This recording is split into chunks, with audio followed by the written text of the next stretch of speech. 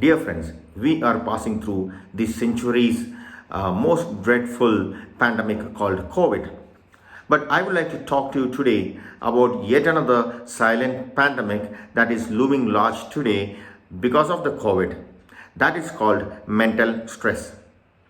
Come to think about it, right from the beginning, that's right from early last year till today, about 18 million Indians, that's about 1.8 crore Indians, have been infected with COVID, and most of them have recovered. And unfortunately, we have also lost quite a few lives to COVID. But what is important is, as against 1.8 million Indians who have been infected with COVID, about 1 billion Indians are living in a constant state of fear, panic, and stress. I know some of my own friends who have not stepped out of their house for over a year now. I know some of my other friends who are tracking daily COVID numbers like a daily scorecard, and some other people who have almost spoiled their hands by overwashing and overusing of sanitizers. I am not trying to belittle the seriousness of COVID. However, I would like to shift the focus for some time into the aspect of mental stress as a result of this COVID pandemic. Do you know that stress is the single most critical risk factor for the diseases of heart and kidneys, metabolic disorders, and even cancers? The panic created by COVID is in fact worse than COVID itself. When someone is in a state of panic and fear and stress, a stress hormone called cortisol goes up in our body. This cortisol leads to quite a few health problems such as diabetes, high BP, weight gain, depression, and even cancers. When you live in a constant state of fear and stress, there would be a lot of adverse health effects, including reduction in your immunity levels. Well, talking about immunity, this is probably the most used word in the past 1 year. People are doing everything possible to improve their immunity, right from popping up vitamin C pills to consuming immunity enhancing food supplements. In fact, the opportunistic marketing people are trying to exploit this fear factor of the general people by advertising anything and everything in the name of immunity. Even unrelated products such as a refrigerator or an AC is marketed as immunity enhancing products. Well, do you want to improve your immunity? The solution lies within us. No, I'm not going to talk about meditation or yoga or exercise or anything like that. In fact, I'm going to talk about something even more powerful than all of them. That is helping others. Friends, if you are not having COVID right now, then take the lead. Reach out to the people who need your service right now.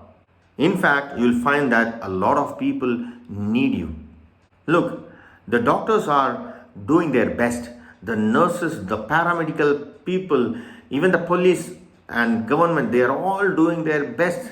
In such a situation, how can we stay safe at our homes? Can't we at least provide food to the COVID affected people around us? Can't we at least volunteer to buy them some groceries or medicines that they want? If you are scared of going near them, don't go near them. Be at a safe distance. You can in fact deliver it at the main gate, the security gate at an apartment where they live, or deliver it at a very safe distance. In fact, the COVID virus is everywhere now.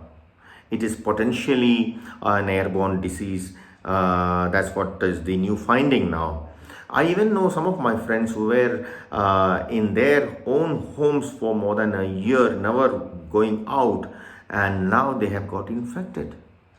So you cannot stay home and while our own brothers and sisters around us are having a real tough time.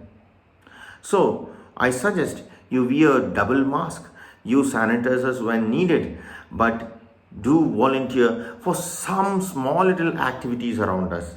So my dear friends, how can we stay safe at our homes when people around us are struggling.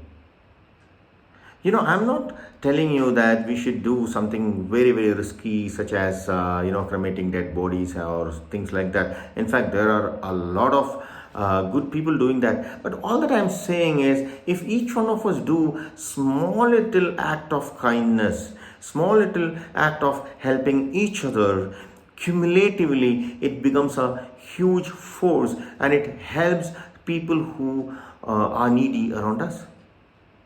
Remember, physical distancing is important, but socially distancing from each other is not good. Alright, now let me tell you what happens when you help someone. You will feel a divine happiness, a divine satisfaction, isn't it? I'm sure you have felt it before because I'm sure you have helped many people earlier. So, when you help someone, a neurochemical called endorphins are released in our body. These endorphins increase the happiness and a sense of well being within us. It will also create certain wonderful positive effect in our mind and body. Endorphins also remove the stress hormone called cortisol, which I mentioned earlier. So, when the level of endorphins are high and the level of cortisols are low or normal, what happens to us? We will feel a sense of well being, an improved energy and confidence level, reduced stress and panic, and most importantly, high endorphin levels improve our immunity. There are enough studies that have proved that endorphins improve the immune system and its capability to fight off infections. Look here, no one can with certainty say that I will not get COVID. Even if I sit at home, the chances are that I may end up getting COVID. But if I help others and thereby increase my endorphin levels, I stand a better chance to fight off this infection, even if unfortunately I get it. Dear friends, as I sign off, let me tell you, COVID has declared a war on humanity. The doctors, nurses, paramedics, and other administrative authorities are doing their best. This is a call of duty for us to be a wartime hero. Look here, the benefits of helping others far outweigh the perceived risks of stepping out of your house to help others. Are we wartime heroes or armchair critics? This is the judgment time.